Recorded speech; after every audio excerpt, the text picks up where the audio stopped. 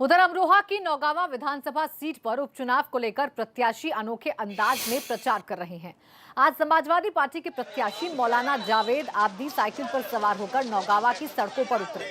हालांकि नेताजी साइकिल ठीक से तो नहीं चला पा रहे थे, लेकिन इस दौरान उन्होंने साइकिल चलाने की पुरजोर कोशिश की। समर्थक उनको थामे थे और वो लड़खड़ाते हुए पैदल चला रहे थे। इस दौरान सपा प्रत्याशी मौलाना जावेद आब्दी ने दिनों दिन बढ़ते डीजल पेट्रोल के दामों को लेकर सरकार पर निशाना साधा और अपनी साइकिल की सवारी को गरीब जनता की सवारी करा दी।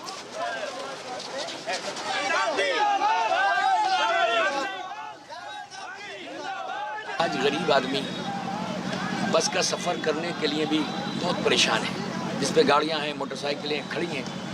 हर किसान मजदूर गरीब आज साइकिल की सवारी कर रहा है, इसलिए कि दिन ब दिन पेट्रोल और डीजल के रेट बढ़ते चले जा रहे हैं। इसकी वजह से खाने की चीज़, जो भी खाने की चीज़ है, उसके रेट बढ़ रहे हैं और भारतीय जनता पार्टी के पास कोई इसका उपाय नहीं है, कोई इसका हल नहीं है। और अगली खबर बुलंदशहर से, जहां बसपा प्रत्याशी के समर्थन में बसपा के पश्चिमी उत्तर प्रदेश प्रभारी शमसुद्दीन राय ने जनसभा को संबोधित किया।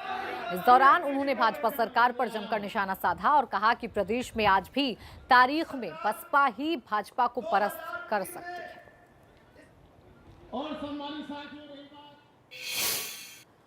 और अब सात की बिसात में बात होगी कानपुर देहात की घाटमपुर सीट की, जो भाजपा विधायक कमल रानी वरुण के निधन के बाद खाली हुई है। आइए आपको बताते हैं घाटमपुर सीट का सियासी इतिहास।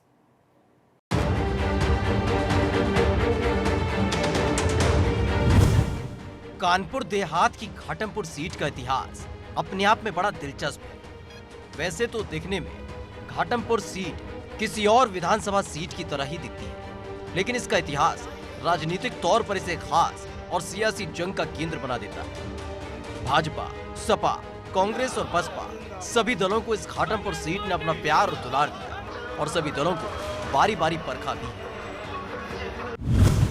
1977 में घाटमपुर विधानसभा बनाई गई। 3 बार ये सीट कांग्रेस के दामन में रही। 4 बार इस सीट पर सपा प्रत्याशी जीते, 1 बार बसपा प्रत्याशी को भी जीत मिली। 2017 में भाजपा की कमल रानी वरुण जीते। 1977 में घाटमपुर सीट बनने के बाद जातिवाद के दौर की भी गवाह यहाँ की फिजाएं नहीं है। 1991 का वो दौर भी दिखा। राम मंदिर का मुद्दा अपने शवाब पर था, लेकिन फिर भी भाजपा यहाँ अपनी जीत दर्ज नहीं कर पाई थी।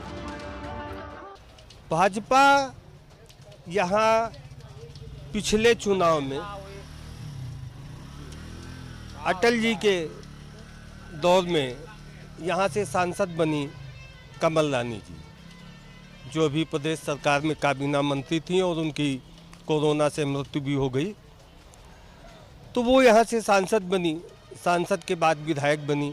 जब कुछ जातिवाद से मोड़ हट के भावनात्मक रूप पे भाजपा ने इस देश की जनता को भावनात्मक मोड़ पे ले गई, तो भावनात्मक हिसाब से राम मंदिर के आधार पर यहाँ बीजेपी का सांसद बना, बीजेपी का विधायक बना।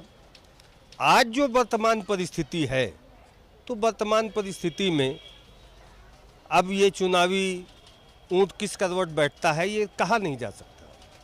43 साल के इतिहास में पहली बार इस सीट पर भाजपा का सूखा 2017 में खत्म हुआ था, जब कमल रानी वरुण ने जीत दर्ज की थी और इस जीत को बड़ा बनाते हुए योगी सरकार में कमल रानी वरुण को मंत्री भी बनाए, जिनके निधन के बाद ये सीट खाली हुई। घाटमपुर विधानसभा ये चूंकि आज़ादी के बाद से यमुना की इटावा से लेके इलाहाबाद तक की जो पट्टी थी, जिसको हम लोग एक जमाने में रेड बेल्ट के नाम से जानते थे, ये समाजवादी प्रभाव की पट्टी थी। इस पट्टी पर मतलब राम लहर में जब 1991 में भी जब चुनाव हुआ है, तो उसमें भी भाजपा यहाँ से चुनाव नहीं जीत पाई थी। भाजपा का प्रत्याशी यहाँ तीसरे नंबर पर था। और यहाँ 2014 से पहले अगर कोई चुनाव जीता है 96 और 98 में लोकसभा का, तो कमल रानी जीती हैं। इसके बाद 2012 के चुनाव में भाजपा यहाँ तीसरे स्थान पर थी। 2017 में कमल रानी को जब दोबारा विधानसभा का चुनाव लड़ाया गया, तो अप्रत्याशित जीत, मतलब अब तक की घाटमपुर के इतिहास की रिकॉर्ड जीत थी, तो कमल रानी चुनाव जीती थी। निश्चित तौर से 2014 के बाद होने वाले हर चुनाव में भाजपा ने यहाँ अपना जनाधार बढ़ाया है। घाटमपुर सीट पर जातिगत समीकरण इस चुनाव को और दिलचस्प बना देता है। यहाँ कुल मतदाता 3,07,967 है। वहीं 1,08,000 दलित मतदाता हैं, जो एक निर्णायक की भूमिका निभाते हैं। 45,000 ब्राह्मण मतदाता हैं, वहीं 22,000 ठाकुर मतदाता और 22,000 यादव मतदाता हैं। 4200 के करीब कुशवाहा मतदाता हैं, 22,500 निषाद मतदाता हैं, करीब 28,000 मुस्लिम मतदाता हैं। कमल रानी वरुण के निधन से खाली हुई घाटमपुर सीट पर घमासान तेज हो गया है और हर दल अपने सुखद इतिहास को दोहराने को बेताब है। घाटमपुर विधानसभा सीट की बात की जाए तो घाटमपुर विधानसभा शुरुआत से ही कांग्रेसियों का गढ़ रही है। बताया जाता है कि शुरुआती दौर में कांग्रेस पार्टी के ही विधायक यहाँ पर चुने गए हैं। समय बीता, वक्त बीता, उसके बाद क्षेत्रीय पार्टियां आने के बाद यहाँ पर सपा और बसपा का दबदबा कायम हुआ। हालांकि जब राम मंदिर का मुद्दा चरम पर था, उसके बावजूद भी भारतीय जनता पार्टी यहाँ पर अपना विधायक नहीं जिता सकी।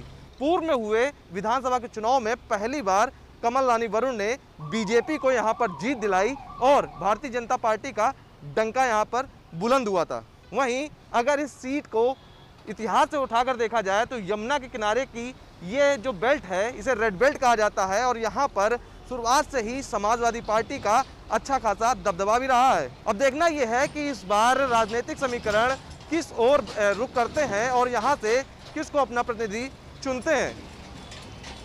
वीडियो जर्नलिस्ट अंकित के साथ प्रभात अवस्थी, एबीपी गंगा, कानपुर। वक्त एक